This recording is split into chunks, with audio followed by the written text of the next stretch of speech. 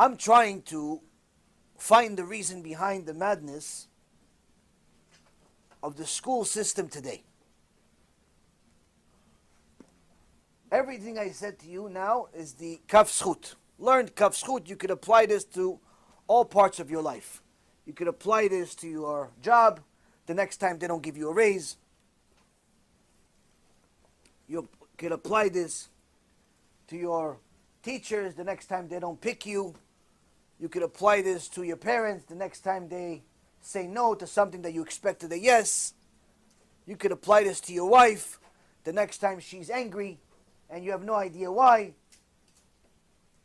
Maybe she's angry because somebody really did something wrong to her. Maybe it doesn't have anything to do with you. Yeah, but how come she's always angry when I'm around? Because she has other people around sometimes, not just you. How come he's angry all the time when I'm next to him? Because you happen to be next to him at really bad times. He was next to a bunch of other people that made him mad. You're the one that ended up getting the wrath of it, unfortunately. Give him the benefit of the doubt that it's not up to you. It's not always about you. Give people the benefit of the doubt. This you could apply to all parts of life. Kaf zchut. I'm trying to find the kaf zchut here for the educational system in the world. This is not just America. It's not Israel. It's everywhere. Because the stories that I'm hearing from yeshivot, from Jewish schools, the things that are being publicized today, Rabotai, are simply getting worse and worse by the day, with no signs of life, no signs of improvement whatsoever. A group of kids from New York send me questions for a period of 6 months. Now usually, you know who's the questioner based on the questions.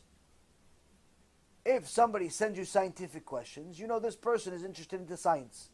If somebody sends you philosophical questions, you know this person is interested in philosophy. Maybe he read the Sun Tzu, maybe read Aristo, maybe even read the Moreh Nevuchim. He read something that perhaps confused him. But the point is that you know who the questioner is based on the questions. The problem is sometimes the questions don't match the questioner. Because a group of yeshiva kids send me questions that don't belong to them. Why? They belong to someone that's an atheist. Atheists ask these questions. Now if it's one question, 2 questions, no problem. But I'm talking about 6 months straight. Every day, 3, 4, 5, 6, sometimes 10 questions. Eventually, I don't know, Siyata Dishmaya, apparently I answered all the questions, but I never had this idea. I could have saved myself 6 months of my life. But after 6 months, I said, where do you guys get these questions from? I thought you go to yeshiva. He goes, yeah, of course we go to yeshiva. I said, where do you get these questions from? Because these are not our questions. I said, whose questions are these? Because this is our teacher.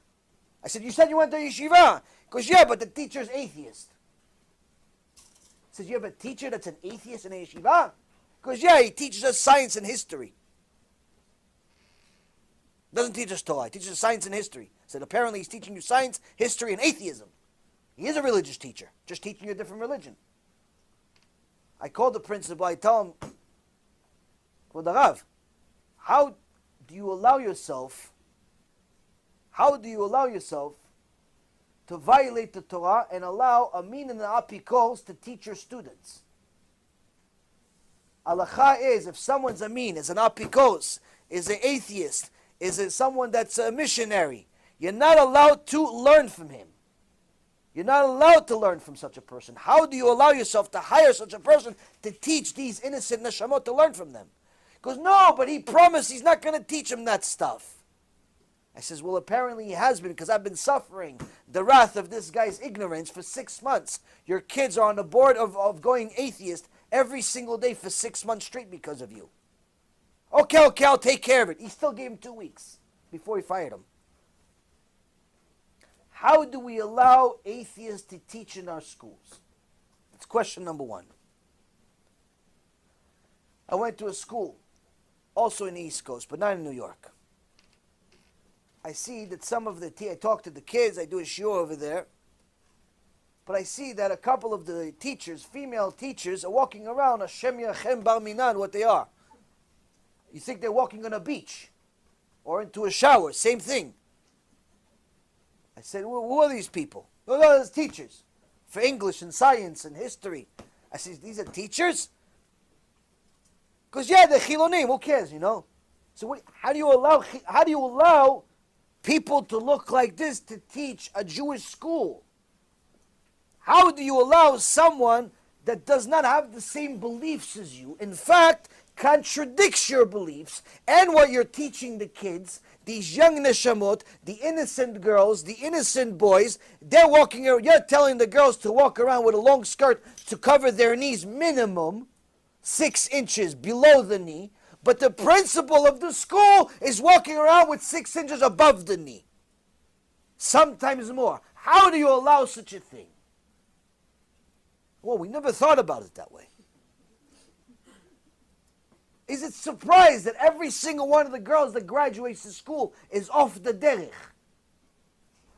Is it surprised that half the kids, half the boys that are in this mixed school, which is not even allowed anyway, by the way, is it a surprise that these boys, half of them are boyfriend-girlfriend with these schools? I went to another school. I gave a shiur. The kids loved it. I get out of the class. I see the kids kissing. The boys and girls kissing. And the other two are on top of each other, like sitting on top of it. She's sitting on his lap. Inside the Jewish school. I wanted to vomit. I said, what did I come here for? How does the person that calls himself a rabbi or rabbanit allow such behavior to happen in the schools? Question number 3. These are not even the worst questions yet.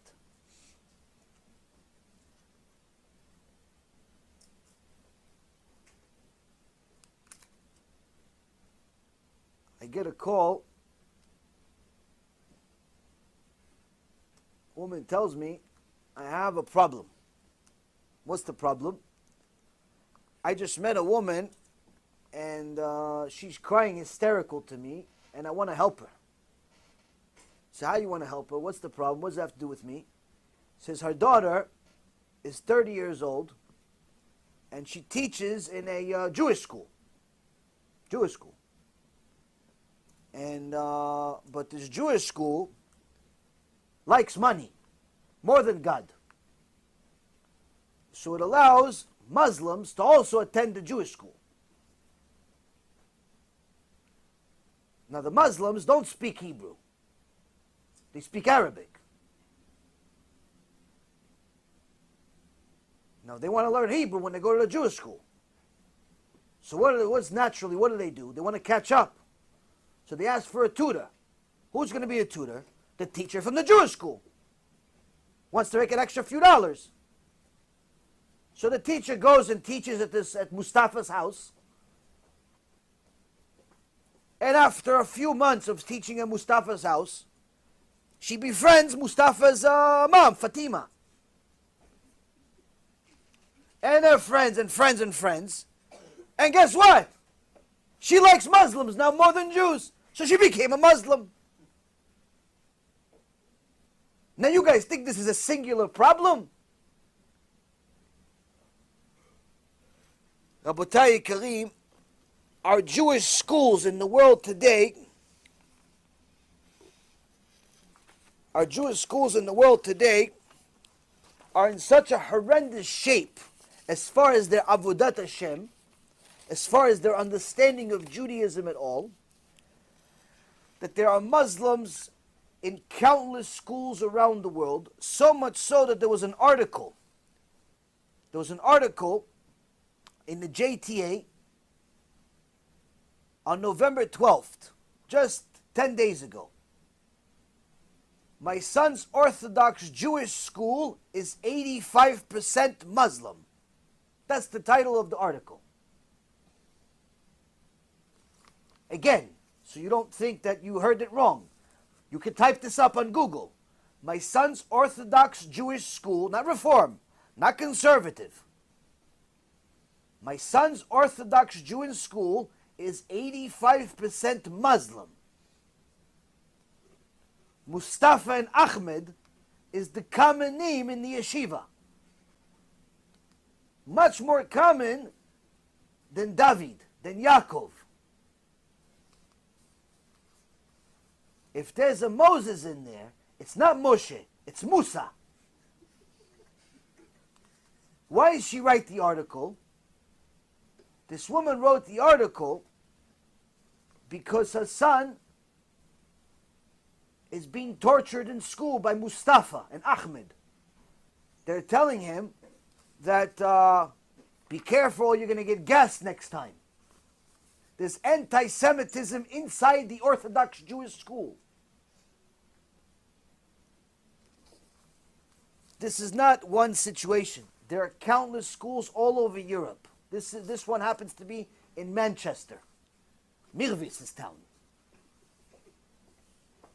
He's pro-Muslims. He just had a party with the Muslims a couple of weeks ago on Mitzvah Day. Mirvis had Mitzvah Day. He went to Mustafa's house. He went to the mosque. He celebrated Mitzvah Day in the mosque.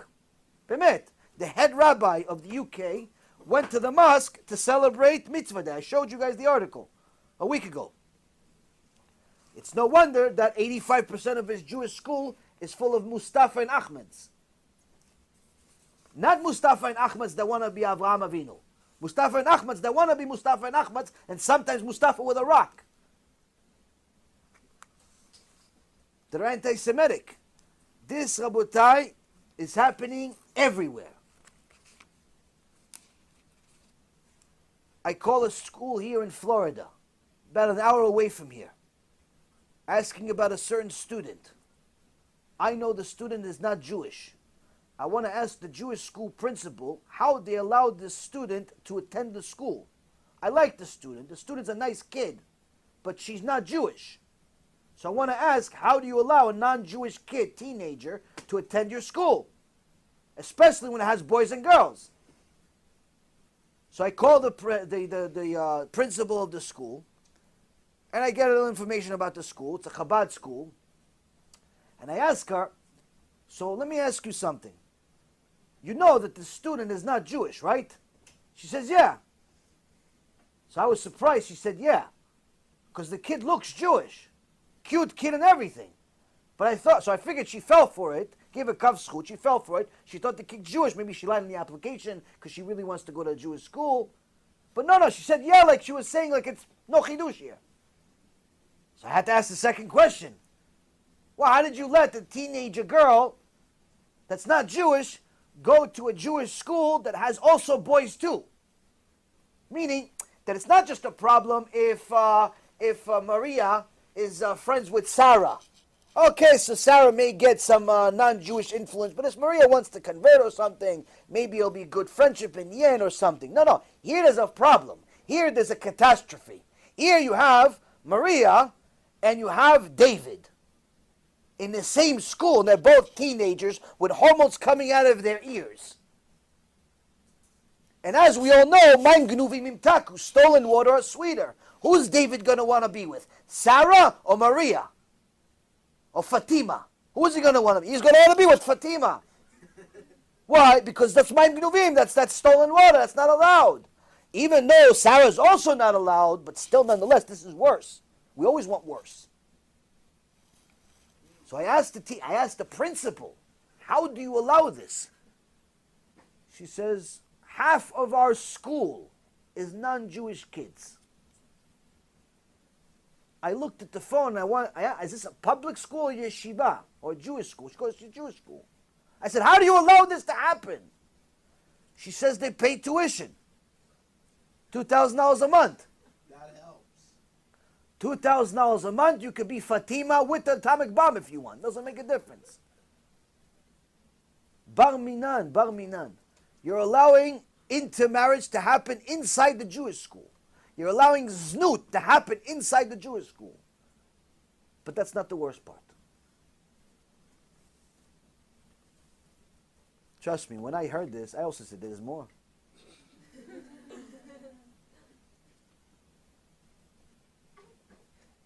A video came out a few days ago on Jewish television. showing a missionaries, unfortunately, have been missionizing since time began with their stupid religion. Since they originally made the mistake of writing that the Me'arat HaMachpelah is in Nablus instead of Hebron, as we learned in last week's parasha, when they wrote the stupid New Testament, full of mistakes, when they wrote it, they started missionizing. The difference is, 2,000 years ago, they'd tell you, you want to be a Christian? No, chop your head off. Did you want to do it after all? You don't have a head anymore. Okay, so we'll try the next guy. Maybe your friend will want to be a Christian now. Millions of Jews died not to be Christians. For the last 2,000 years, we've been killing ourselves not to be Christians. For the last 2,000 years, you had the Spanish Inquisition, the Bet HaMikdash, what happened in England, what happened in France, everywhere, all over the world, they were murdering us in cold blood to force us to be Christians. We said no, they killed us. There are millions of Jews in the world who don't even know they're Jewish today. Because of what happened to their ancestors. They called them Anusim. But the church said recently that what they did not achieve in 2,000 years, as far as converting Jews to Christianity, they achieved much, much greater numbers in the last 20 years. Meaning, they converted more Jews to Christianity in the last 20 years than they have in the entire last 2,000 years combined. Over 500,000 Jews converted to Christianity, according to Jews for Judaism, in the last 20 years just in North America. Just in North America. Canada and America. Over 500,000. You're talking about somewhere in the neighborhood of 3 to 4% of the Jewish population. Now, most of the time, conversion to Christianity and missionizing was a problem in America, in South America, North America, in Europe a little bit. It was never really a problem in Israel until this last decade, because it's illegal in Israel to be a missionary. Now the missionaries have so much money, they simply bought the law. The church has so much money, they can do whatever they want. They're missionizing in open sight, open public. There's videos in Tel Aviv, videos in Ashkelon, videos in everywhere in the country. They're missionizing in open daylight, and no one is saying a word. If someone says something, they pick up their stuff, they open up shop a block later, a block away. And just this last few days ago, came out a video, worse than anything.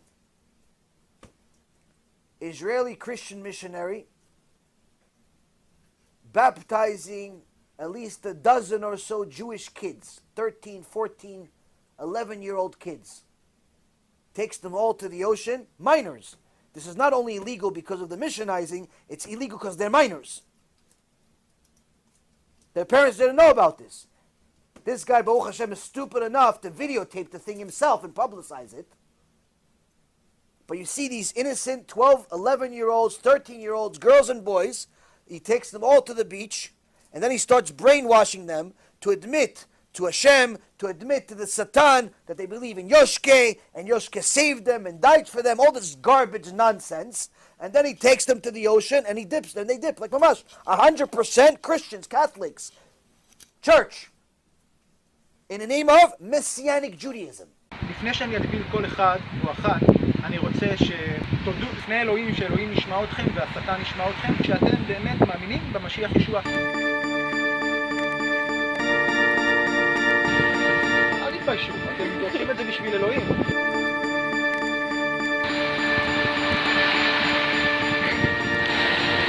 Oh my god. Oh my god.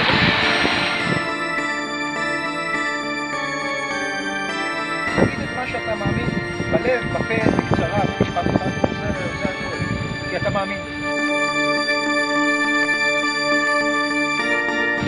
אני מאמין שישוע המשיח עומד בשביל הצלב, הוא שפך את הלב שלו בשבילי והוא ניצח את המוות. אמן, אמן.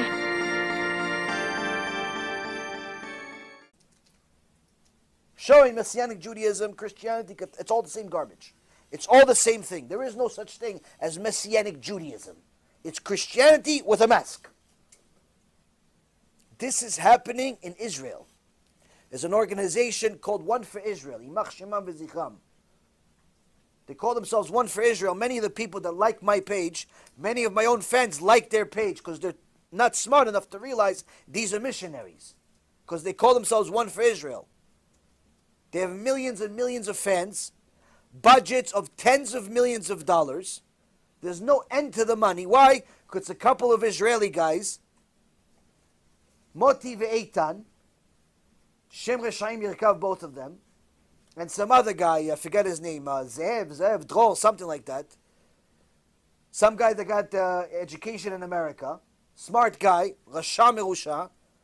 They said in a fundraiser in America recently, Eitan says in a lecture in English in Tennessee, they're not even trying to convert the adults. They don't care. If adult Israelis come to them to convert, no problem. Baruch haba. Their main target for their advertising is kids. Main target. Because why? Because we can't get to the parents without going to the shul, to the community, to all these different places. But the kids, we don't have to go anywhere. Why? We go right to their phones. We go right to their phones, we got to the kid's heart. He says, I'm with the kid inside his own yeshiva. Why? He has a phone. He has me with him also. Let's start with some good news. I think that we were able to find the missing key, the lost key. And it's actually pretty simple. It's Jewish and Arab Israelis explaining the gospel to other Jewish and Arab Israelis in the Hebrew and Arabic language. It's not something that comes from outside, foreign, different. It's something that we do with our own people, and we do it by bypassing the gatekeepers. We bypass the Orthodox rabbis. We no longer need their permission or approval. We go straight into their own children's phones now and computers. But here is something very important for you to understand. We do not share the blonde, blue eyes, Gentile Jesus who is dead on a Roman Catholic cross for 2,000 years now. We share the Jewish Israeli Messiah, Yeshua, who's not dead, he's alive and he's changing people's lives. They're converting kids from yeshivot. They're converting kids from secular houses. They're converting kids from all walks of life. And they're getting hundreds of millions of dollars from America now because they're the only ones that have pretty much open permission to do it because they're citizens of Israel. If an American Christian organization wanted to start open up shop in Israel, they would have a hard time doing it. They do it anyway because they have a lot of money, but they can't do it legally in open sight and so on. These guys do it in open daylight. Every one of their videos gets 10, 20, 30 million views. Their budget, if you take their budget for 1 year, you combine all the kiruv organizations for Torah, and we won't match. They're converting people by the dozens every week. People think that I'm crazy, and they think I make up stuff, but you see it happening. Now, Rabotai, why is this happening? This is a picture of the missionary in Israel, in Ashkelon. Right before he dips about a dozen kids, or what looks like to be about a dozen young 11, 12, 13-year-old kids, in the ocean to convert to Christianity. You know what he looks like? A regular person. That's what he looks like. He looks like a regular person. If you look at him, before he starts talking his nonsense, you can't tell the difference. Why? He's an Israeli guy. He's an Israeli guy. It's nothing abnormal until he starts talking. Then he starts talking about all types of nonsense and so on. Now you know what also looks normal? This. This looks normal. You know what this is? This is a printout of the About Us page of the IFCJ. IFCJ is an organization. It's so-called a Jewish organization. A Jewish organization Their founder died recently. Seemed like a nice guy, but apparently he was walking in the wrong direction. His name was Rabbi Yechiel Eckstein. And his organization is IFCJ, is the acronym for International Fellowship of Christians and Jews. Now you would think, who would ever donate money to make friends between the Jews and the Christians headed by a rabbi? Like, that just, it sounds more like a comedy skit or something. Well, apparently, Rabotai, they get $150 million a year. You can look at their budget online. It's a non-profit organization. It's big enough where they have to report their numbers. $150 million a year approximately, or a little less, maybe 137 a year. For what? To make friends between the Jewish people and the Christians. Let them into our yeshivot. Let us into the White House instead. We let them into the yeshiva, into the shul. They let us into the White House. They let us into Congress. They let us into Genom. They let us into Kafakela. They get us into all those fun places, but we let them into yeshivot, and synagogues, and Goldberg's house, and all that stuff. What does this mean? This is run by rabbis. This is run by Jewish people that call themselves Orthodox. You know what this means? This means that we are fulfilling the verse, Me'alsaich u'me'alvaich b'mich yitzeu.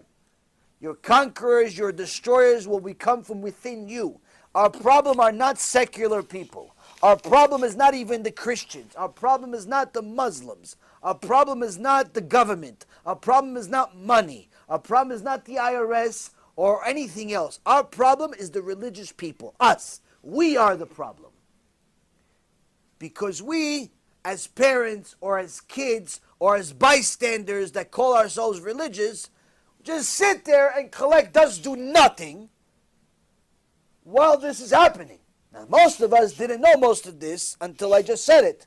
Some of us knew, but, delete. Somebody else will take care of it. Let me tell you something.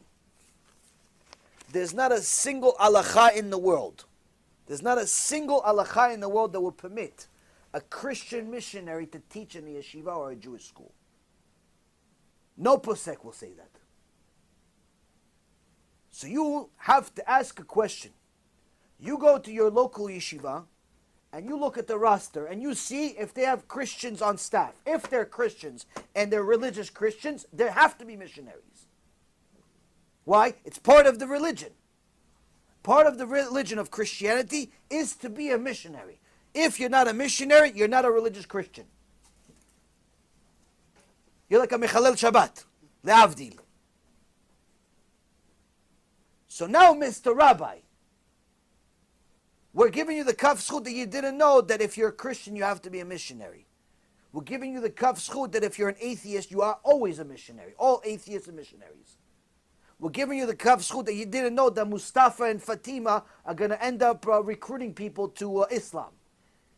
Question is now that you see there are horrible results, there are many Davids that are suddenly becoming Muhammads. There are many Davids that are suddenly becoming Yoshke. It's happening with large numbers. How do you justify allowing non-Jewish people to teach in your yeshiva? How do you justify allowing secular Jews with false ideologies to teach in your Jewish school? How do you justify allowing non-Jewish children to attend your school when you know that the most influential people to a child are his friends? If you let David and the other David, the secular David and the religious David, play together, eventually both become secular. Why? That's how it works. If your school, if your kid's school is not prejudiced, take your kid out of the school. If your school, if your Jewish school is not prejudiced against other religions, not hates them and throws rocks at them and wants violence, I mean, does not allow other religions inside the Jewish school. In fact, even the religious Jews have to be monitored, because sometimes they look religious but don't act so much. If your kid's school is not prejudice, take the kid out of school. Homeschool him. Send him to a better yeshiva. Why? You're going to have a disaster in your house if you don't. I get disaster after disaster on my phone as if it's 911. But unfortunately, by the time they get to me, it's too late. The kid already became Mustafa. The kid already became Ahmed. The kid already became Jose. The kid already became Yeshke. He already became something that he wasn't born that way. It's too late. She loves him. He loves her. They want to get married even though they have different religions. We'll work it out. We'll figure it out. If your yeshiva, your Jewish school, your Masorti school, your Datiloni school, your whatever school, you want Judaism to be attached to that school, you have to be prejudiced. Prejudice with the students and prejudice with the teachers. If the school is not prejudiced, it's not a Jewish school. It's not a Jewish school, not anymore. Why? Because Rabotai, the kaf zchut that we give to Rashi Yeshivot is that they've delved so much into the Torah that they have no idea what they're dealing with. They don't realize that the number one mitzvah for a Christian is to missionize and get other Christians. One famous Christian missionary told Rabbi Daniel Lasso, a very famous counter-missionary who himself used to be missionary actually. One Christian missionary told him, when he asked him, why do you care so much about Jews? Why do you spend $250 million a year just on missionizing Jews in Israel? Forget about the rest of the world, it's billions. $250 million a year on a tiny little country that's smaller than New Jersey. Why? The Christian missionary told him, because what do you mean why? 1,000 non-Jews are not worth one Jew to us. 1,000 non-Jews are not worth one Jew to us, the missionary tells him. All they want is Jews. That's their mitzvah. That's their mitzvah. That's their biggest mission in life. Meaning, Rabotai Karim, if you hire a Christian, that's a religious Christian, he has to be a missionary. She has to be a missionary. She may not be openly a missionary. She may even disguise herself. Like what they're doing today, they're pretending sometimes to be Hasidim. Like they were caught in New York and in Chicago recently. A couple was caught pretending to be Hasidim. Kisui Rosh, Peyez, and everything. But they're Christian missionaries. They get people to befriend them and they start telling about Yoshke. So they do all types of strategies just to focus on Jews. If you're going to hire Christians, you have to know you're violating the Torah. Why? A Christian by definition is a mean. He's a mean. You're not allowed to learn from him. You're not even allowed to be within 6 feet of him. According to Halakha, Mr. Rosh Yeshiva, you may have not known this, Mr. or Mrs. Principal of Jewish school, you may not have known this. Now you do.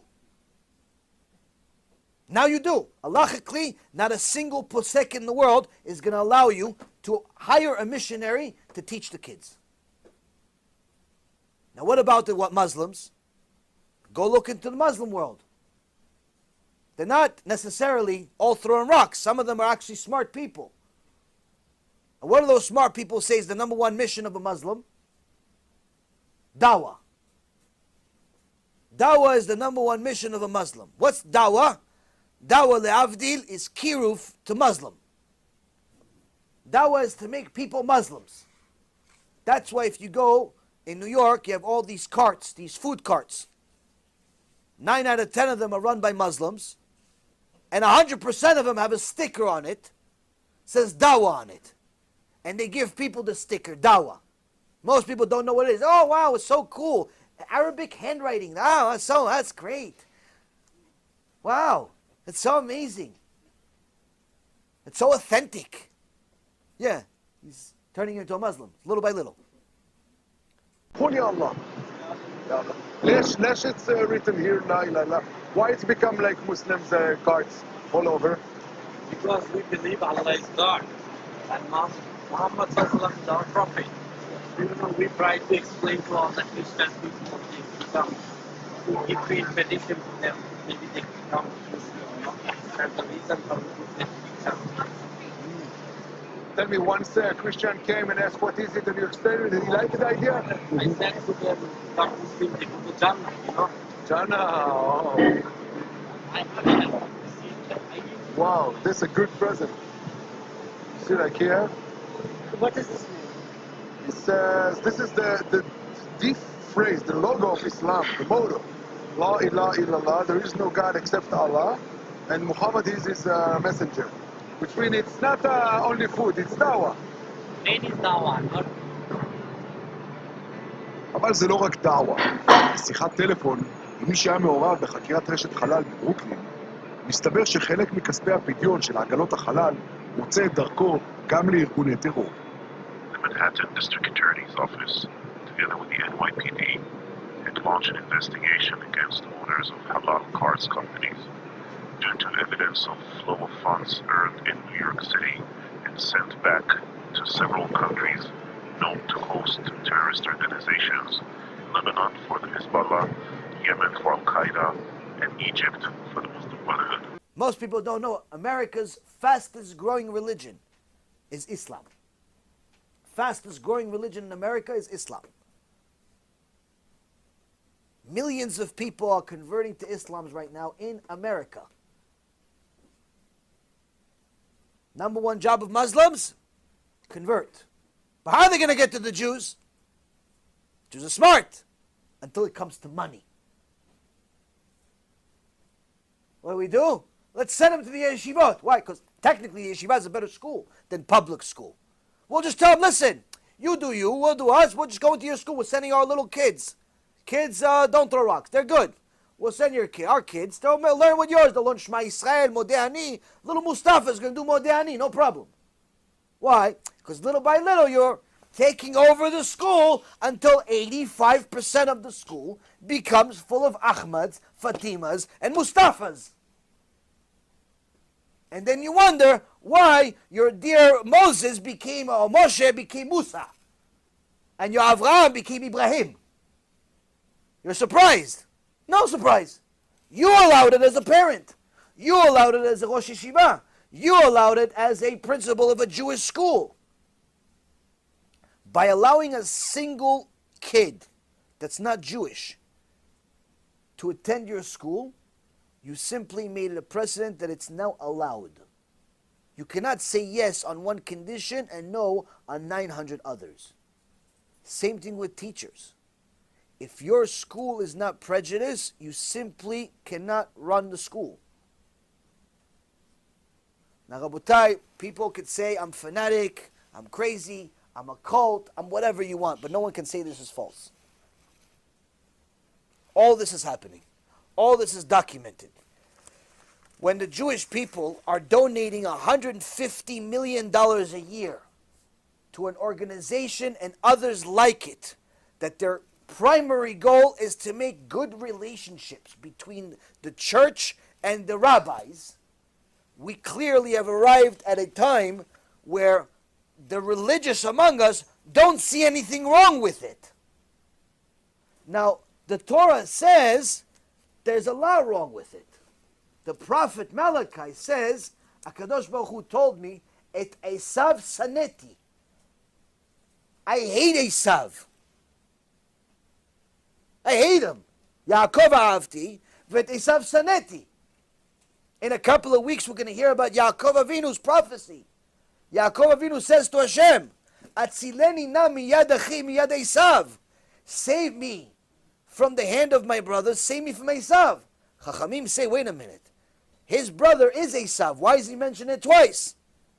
He says, when he's his brother, he's much more dangerous than Esav. Why? When he's Esav, when he's the open Christian that tried to kill us for 2,000 years, we pretty much knew to run. We knew to run. The guy is coming to us with a dagger, with a sword, with his army, with everything. We knew to run away. Hopefully we survive. But when he's coming to us and saying, fellowship, Achi, my brother, let's be brothers, Achi. What? You want the rabbi to be in the White House? Give a bracha to Donald Trump? You want the rabbi to what? What do you want the rabbi to do? Well, put him.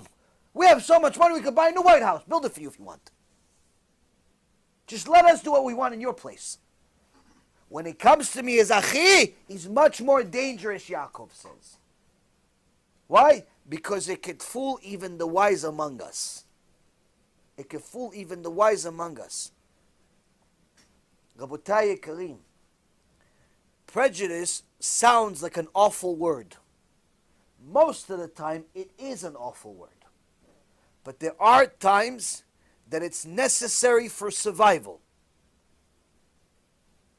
Your cells in your body have to be prejudiced against dead cells, against sick cells. If they welcomed every cell to kumbaya with them, guess what? You die in a week. You have to have prejudice among the cells. As a people, we have to be prejudiced. Because if we're not prejudiced, we're simply going to be swallowed up by Esav and Yishmael as if we never existed, chas v'shalom. I'll give you a last example. The Torah tells us that we have a unique mitzvah of para aduma, the red heifer, the red cow. And the red cow, in history, we've only had 9. All of history. You go now to the zoo, or you go to the farm, or you go down the highway on the way to the supermarket over here. You're going to see a few different places that have cows. You may find some cows that have some reddish color, some black, some white, some this, some that, but you're never going to find a pure red cow without 2 hairs that are black.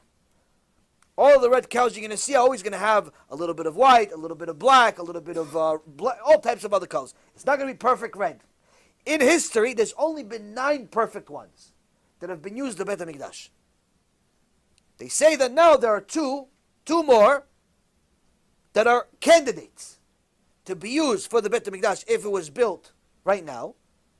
But we have no Beit HaMikdash, so technically they're not valid right now. Why? Because we don't have a Beit HaMikdash. By the time we have Beit HaMikdash, something will go wrong. Now this mitzvah of red cow, the red heifer, is very unique. Why?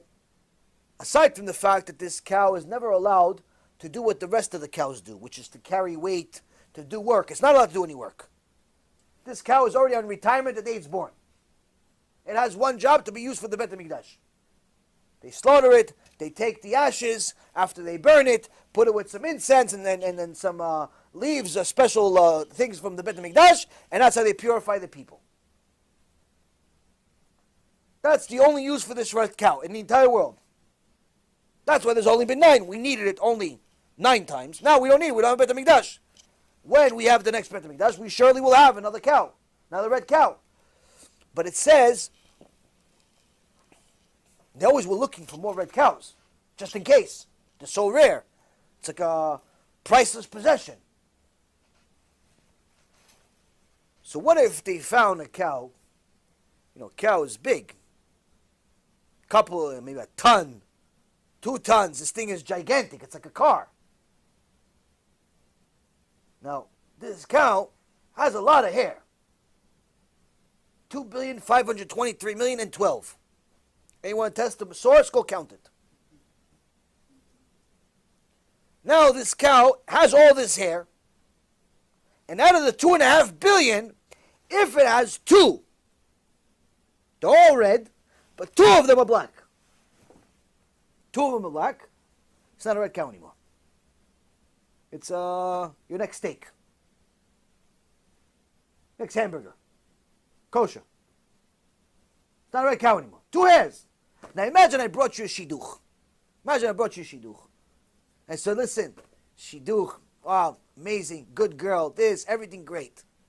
Okay, Rabbi, I'm going to, no problem. Well, okay. Now, imagine, guy comes back, says, listen, it's not good for me. Why? What's wrong with her? She's a beautiful girl. Everything is good. She comes to a good house, mitzvot, yirat shamayim, everything is good. But she has 2 hairs that are black. It's not for me. It's not for me. You know what's going to happen to you? They're going to read about you in the newspaper the next day. What do you mean it's 2 hairs that are black? What's the big deal? Imagine somebody comes to you. You have a daughter. And says, listen, thanks, but I'm not interested in your daughter. Why? What's wrong with my daughter? She's beautiful. She's smart. We have a little bit of money. We're religious. What's the problem with her? No, your daughter's beautiful. Everything is good. But she has like 2 hairs on her head. You know, her hair is black, but she has 2 hairs that are like red. Or 2 hairs that are blonde. Or 2 gray hairs. It's not for me. What are you going to do to this candidate that took your daughter on a date? Which window? The right or the left one you're throwing him? So how come the Torah says, if this cow, this beautiful cow, has 2 hairs that are black, it's no good. It's a shish kebab now. It's a hamburger now. It's not a red cow anymore. Why? I mean, technically, you think about it. What can you do with these 2 hairs? What's the big deal? Dye the hairs. You go to the local hair salon. They'll give you dye. Put some dye in the hairs. What? Now you have 100% red hairs. Big deal. 2 hairs. Not even a minute. What do you want to put some tinfoil on it? Okay, I'll take you a half hour. Do a tinfoil on each hair to make sure it's badats. What? Okay, worse. Okay, you don't want to dye him because you're scared of the chemicals in the hair. We'll get you organic. Okay, you don't want to dye him? No problem. Here, one of the ladies over here is going to take you a tweezer, pluck out the hairs. What's the big deal? Pluck out the hairs. No one's going to notice. 2.5 billion, 512 million, and 10, not 12. No one's going to notice the 2 hairs. Why, you think people really count? Did you guys count? So you're just taking my words, 2.5 billion. So the point is, what's the big deal of the 2 hairs? Even more so, the Torah tells us, this red cow, zot chukat Torah. This cow is the entire Torah. This cow is the law of the entire Torah. When Shlomo HaMelech saw this, he says, this is far from me. I thought I knew it, but it's far away from me. Say to Shlomo, what? You thought you knew the mitzvah of red cow, you understood it, but now that you see this whole balagan with the 2 hairs, and how they purify or impurify, all that stuff, now, he goes, no. I thought I knew Torah. Shlomo HaMelech says, I thought I understood the entire Torah until I saw I don't understand anything. Why? I understand that the red cow is beyond logic. That means the entire Torah is beyond human logic. You could understand certain things. But the real essence of the Torah, impossible for a human being to understand.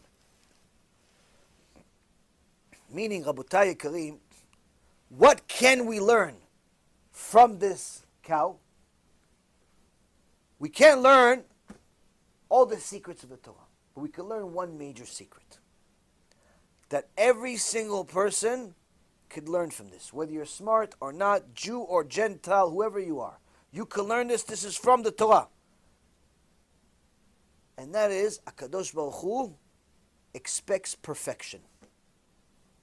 When it comes to his mitzvot, he wants perfection. When it comes to his yeshivot, he wants perfection. He doesn't want Mustafa inside a Jewish school. He doesn't want Yoshke inside your synagogue. He doesn't want it. He doesn't want it. Why? You have his children on the line. Every day in your tefillah, after Amidah, what do you say? You say the Yiratzon after the Amidah, you take 3 steps, and then everybody says something, they forget what they even say. What do you really say?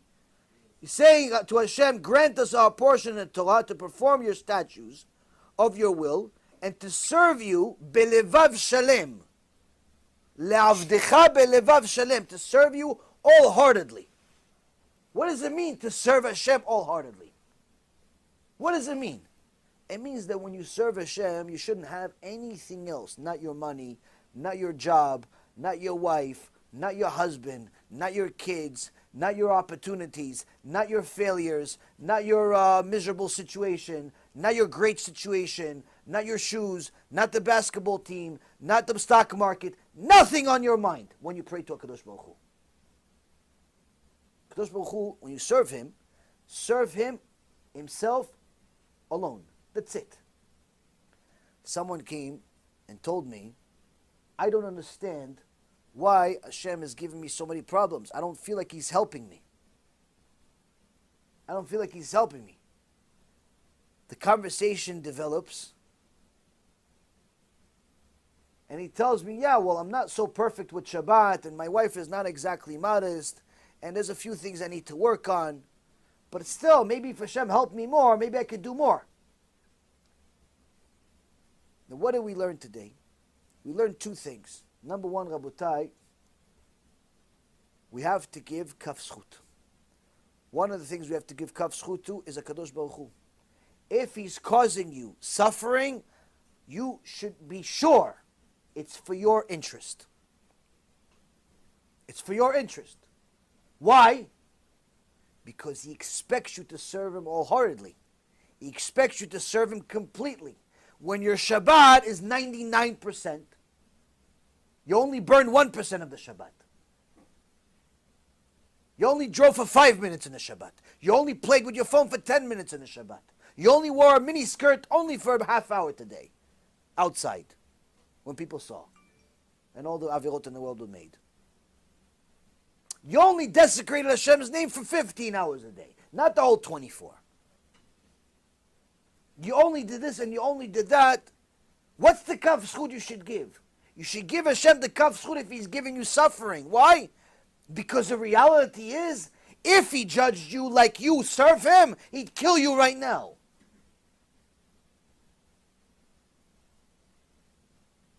And take you to a place you'd regret the day you were born. When HaKadosh Baruch Hu gives us suffering, whether it's a heartache, or a headache, or a toothache, or a footache, or a bank ache, or a mortgage ache, or a wife ache, and a husband ache, and whatever ache we have, it's all because of our ma'asim, because we're not serving Hashem 100%. Belevav shalem.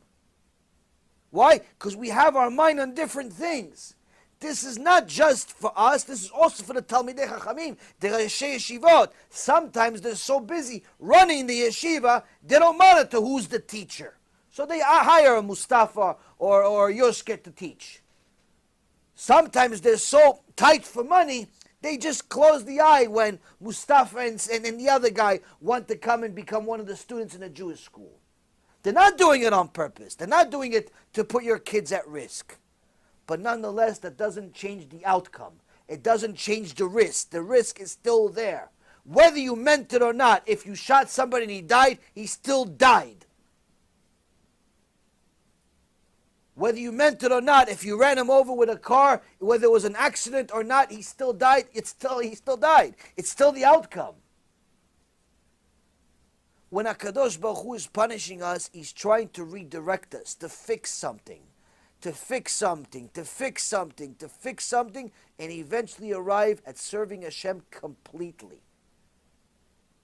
If we serve Hashem completely, you'll see that your life becomes more complete. You'll see that you'll understand your problems. You see that you'll understand your Kiddush Hashem that you have. Your all the issues that you have in your life, you'll start understanding it. You start understanding all the good that you have, all the bad that you have, all the trouble you have, all the amazing miracles you have. When you serve Hashem belevav shalem. Rabotai, right now as a nation, the situation is simply getting to a point where we are forcing Hashem to get involved.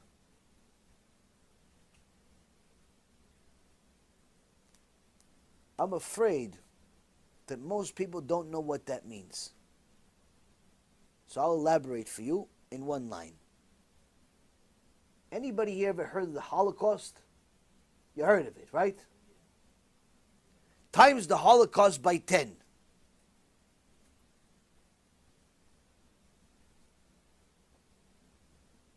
Why? That's what the Chafetz Chaim says is what's going to happen at Gog uMagog if we don't do tshuva. He said, Beruach Kodsho, World War is going to make, the First World War is going to make any other war before it seem like child's play. The Second World War is going to make the First World War look like child's play, which it did. Even though there was a massive amount of people that died in the First World War, it was no comparison to World War II. That's why when I say Holocaust, everyone knows it's World War II, not World War I. Most people don't even know anything about World War I. But everybody heard of World War II. Everybody heard of the Holocaust. Everybody heard about 6 million dead Jews. Everybody heard about tens of millions of non-Jews dead. Everybody heard. Well, you should hear about this also. Chafetz Chaim says, the third part of Gog uMagog will make the second part, World War II, seem like child's play, like kindergarten. If we continue to allow Esav and Yishmael to teach and attend our yeshivot, our synagogues, our communities, with no boundaries, with no just completely nonchalant about the whole thing, Rabotai, you're going to see a Holocaust. Hashem Yerachem Aleinu when we see it. Because this is what we're causing ourselves. Hashem only gets involved because he's trying to save us. Everyone always asks, where was God during the Holocaust? Rav Avigdor Miller says, where were the Jews a day before the Holocaust? They were doing the same thing they're doing today. 80% intermarriage in many places. All types of kfirah, assimilation, atheism. Everything that's happening today happened right before the Holocaust. Actually, today it's worse. Today it's worse. Back then it was mostly with Esav. Today it's with Esav and Yishmael. You have to do whatever you can to protect yourself and protect your kids. You have kids, your friends have kids, your family has kids. You have to start checking what yeshiva are they going to, what community are they going to, what Beit Knesset are they going to, who is the speaker, who is the teacher. It doesn't matter what they teach. Whether they teach Torah, or they teach science, or they teach gym. What, there's no smart Jewish people that know math?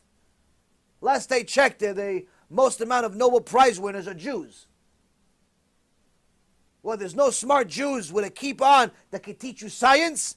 All the people that know science are kufrim. There's no smart Jewish people that know how to teach you English. What, every religious guy is illiterate? No one knows how to spell. No one knows vowels. No one knows verbs. No one knows algebra. We can't find a single Jew to teach something that's secular knowledge too. We have to go to the goyim. We have to go to the secular people that have an upside down life, an upside down mind, that are forcing our kids to also have it. Why do we have to force Hashem to get involved? Why? Didn't we learn from all the chorbanot that happened for the last 2,000 years? Ribono shel olam, you didn't see enough death? You want more? We have to kill ourselves? What the Christians didn't succeed in 2,000 years, they're succeeding in the last 20 by our own hands and our own money. Do you understand that if you donate to these wicked organizations that promote friendship with Esav and Yishmael, you are murdering your own kids? When Mustafa and Yoshke show up at your Beit Knesset on some board of directors, that's your money that went for it. When you donate to fake kiruv organizations that have fake speakers that tell you there's no punishment, everyone's going to Gan Eden, everything is great, opposite of what Torah is, you're murdering your own kids when you invite them. You're murdering your own kids when you donate to these organizations. Don't blame Hashem. Hashem's innocent. If Hashem gets involved, that's to save you from your own problems. If Hashem makes a Holocaust, that's to save you from the problems you caused, from everything you did, what we did with our hands. He gave us the kids as something to take care of. We ruined it. We sent them to fake religious schools. The only religious thing about it is the sign on the wall. The teacher believes that we came from a monkey, while the other teacher tells him, go hang out with my son, my grandson. He'll make you a good husband, at least for the week. You guys think I'm joking? There's a teacher here in Florida that says this. Tells the young girls, go, maybe you should call my grandson. Maybe you should call my grandson. I'll make a good husband. You make good wife material. 14-year-old girls.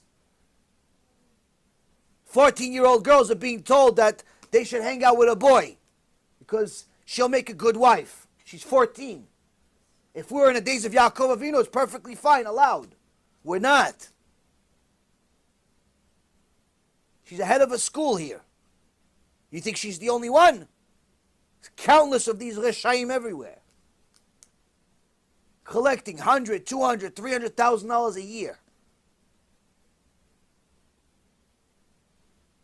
People are collecting millions of dollars and people are giving it to them. What does that make? Who's worse? The killer or the one that funds him?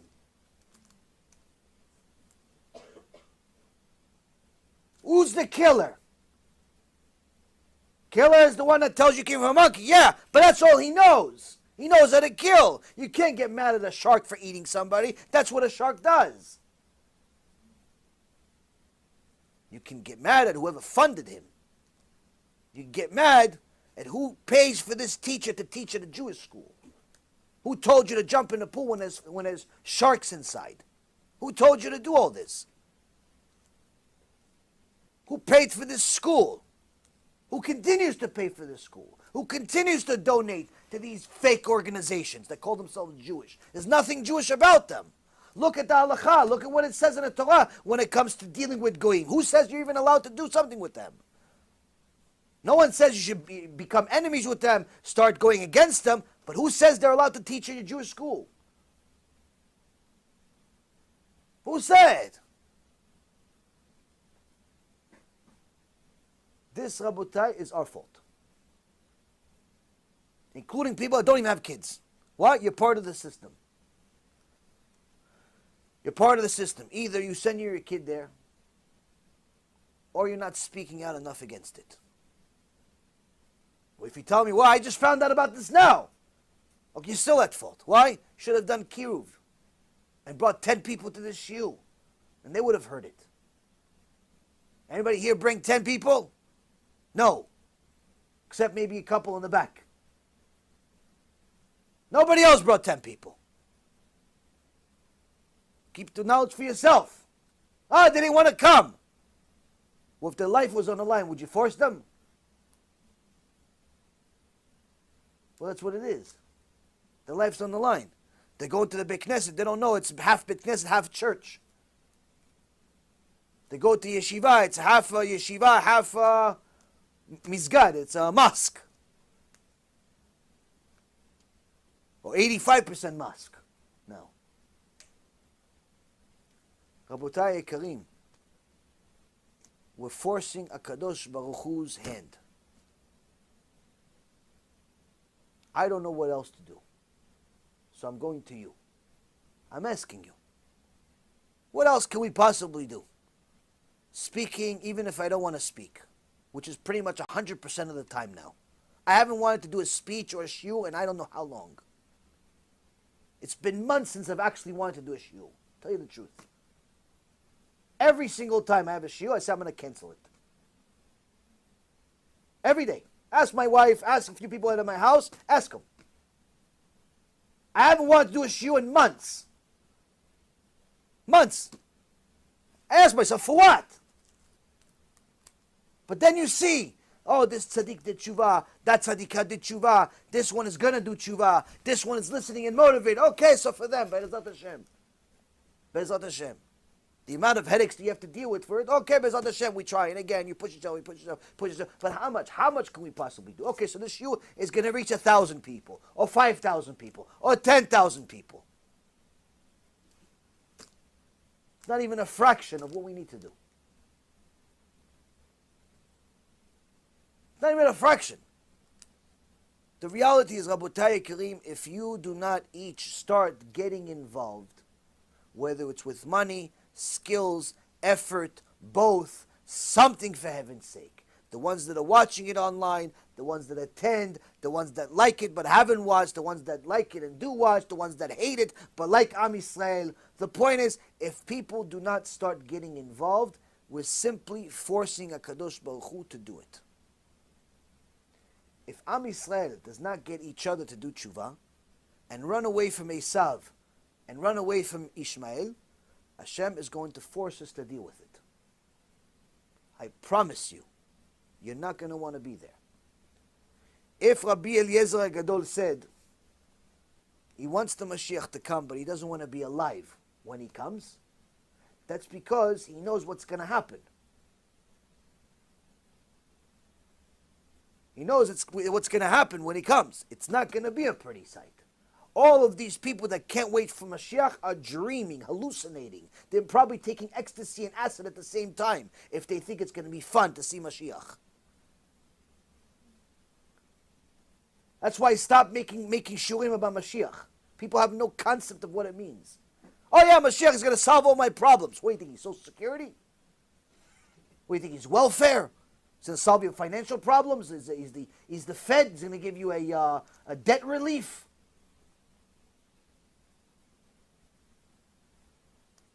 Mashiach comes in Gog Magog. Mashiach comes in a war.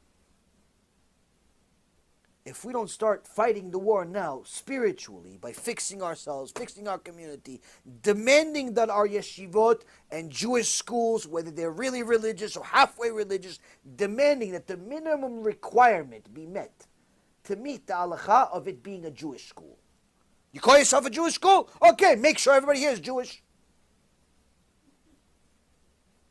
Is that too much to ask? If you're going to go to a Christian school, you're not going to find Jewish teachers. Unless they like Christians. Unless they've become a Christian. You're not going to see Rav Ovadia teaching at Christians Anonymous or something. Or Mother Teresa or something. You're not going to see it. You're not going to see it. Why? The Christians won't have it. It's not that Rav Ovadia wouldn't do it. Of course he wouldn't do it. But the point is the Christians wouldn't have it. Why? It's the wrong ideology. You're going to convert all of us to Judaism. What do you mean? How could we have a rabbi teach at our church? So how come we're having them in our yeshivot? And don't let anyone fool you. Someone that's an atheist is very religious. He's probably more religious than anybody here. An atheist person is more religious than a Haredi. Why? Atheist people, they feel a uncontrollable desire to make everybody else around them atheist. They cannot let you live with your beliefs so long as they're atheists. They're the most religious people that exist. I wish we were as religious and zealous as atheist people. This is why, Rabotai Kareem, you have to understand. We have to demand a little bit from ourselves and also a little bit from our communities. You have a yeshiva, you have a Jewish school, a modern Orthodox school, a half-Orthodox school, whatever it is. It has Jewish in its name. Minimum requirement. Everybody has to be Jewish. If it's a real religious school, Jewish and religious. Both students and teachers. Both members and the staff. Everybody has to be Jewish. Why? They're eating us alive. They're eating us alive. They're converting thousands every week. Thousands every week. What do you want it to be? Just us? That's it?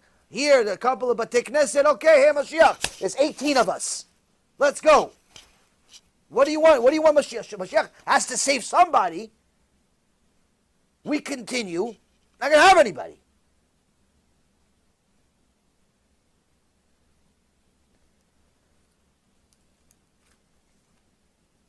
So, kaf zchut to all of the Rashi Yeshivot and the principals of these Jewish schools is they simply got so busy and so pressured that they simply didn't pay attention. While Mustafa and Yishmael and Esav and all of their other little tentacles were infiltrating their young neshamot that they were responsible for. They didn't know that the atheists were doing something. They didn't know that the missionaries were doing something. They didn't know that the Arabs were doing something. They didn't know. They were busy. Busy building the school, busy expanding it, busy paying for it, busy teaching, busy learning, no problem. You want to continue being busy? Find a new job. You want to run a place that's responsible for Jewish neshamot? Run it like it. Run it like you're supposed to. And if they're not willing to change tomorrow, you take your kids out until they do. Why? So long as they have these people running the yeshivot, your kid is in pikuach nefesh. Him learning from a Christian missionary, him learning from Mustafa, him learning from somebody, even if he's a nice guy. She's a nice woman. It's pikuach nefesh. How? The story fresh off the press from last night. Motzei Shabbat. Rabbi, teacher in Jewish school, became Fatima. Jewish teacher became Fatima. Why? She was a tutor. She was a tutor to one of the Arab kids in the yeshiva, or the Jewish school, whatever you call it. And she liked them so much, she wanted to become like Mustafa. This is happening daily, weekly. You have to do something. You have kids, don't send your kids to school if they can't change. That's my suggestion. Don't have to listen to me. But don't say you weren't warned. Don't say you weren't warned. Don't say, no, I didn't know that my kid, because everybody tells me, no, my kids, they're strong. My kids, they know. I taught them. My kids, they're not going to become friends with all these people. No. My kids, they know. We in this house, we believe in Torah. We believe in mitzvot. My kids are never going to fall for that. And you know who the same exact people that come to me and say, oh, I can't believe it. My kid did this, my kid that. The same exact parents said, no, my kid is not going to do it. Nobody thinks that their kids are at risk. Nobody thinks that they themselves are at risk. Nobody. That's why the sickness that we have right now is so dangerous. But that's also why we have to act on it right away. If you don't act on it, if you don't do something about it, you don't demand that the teachers in your yeshivot and Jewish schools are at least Jewish and religious, where at least you know what they're going to teach them. They have chazakah that this is the knowledge that they know because they grew up this way. You have a better chance of success. Doesn't necessarily give you a foolproof system, because the ones that I told you that believe they came from a monkey, or the ones that's offering our son or grandson as a korban to all the girls in the school, they actually are religious. Or they call themselves religious. I don't know, religious for Amalek, but they call themselves Jewish too. It's Erev Rav that they are. Rabotai, you have to do your job as parents. You have to do your jobs as community leaders. You have to do your job as simple Jews. You have to do your job. B'ezrat Hashem, this gives everybody enough chizuk to do something. Something, and hopefully the picture starts improving and we do not force HaKadosh Baruch Hu's hand, because I promise you he doesn't want to do it. He wants us to do it. If he wanted to do it, he would have already done it 2,000 years ago. B'ezrat Hashem, this gives us enough chizuk to get closer and closer to where HaKadosh Baruch Hu wants us to be, and not to a place that he doesn't want us to be. But until then, if you see trouble in your life, know for sure that it's HaKadosh Baruch Hu that's doing it, because that's the best option you've made for yourself. Anything else would be a much worse option. Anything else would be a much worse option. Hashem is giving you suffering now, struggle now, because you did something to deserve it. But I promise you, He's giving you that in order to redirect you into a better direction. Anything else would be worse. Not because that's all the choices that are available. That's just all the choices that are available to you, based on your actions for now. If you improve, the choices will change. Choices will change, and He'll give you better choices. But until you change, Hashem cannot change. Bezrat Hashem, this gives us enough chizuk to change. And laat get to where we need to be. Baruch Adonai L'olam. Amen.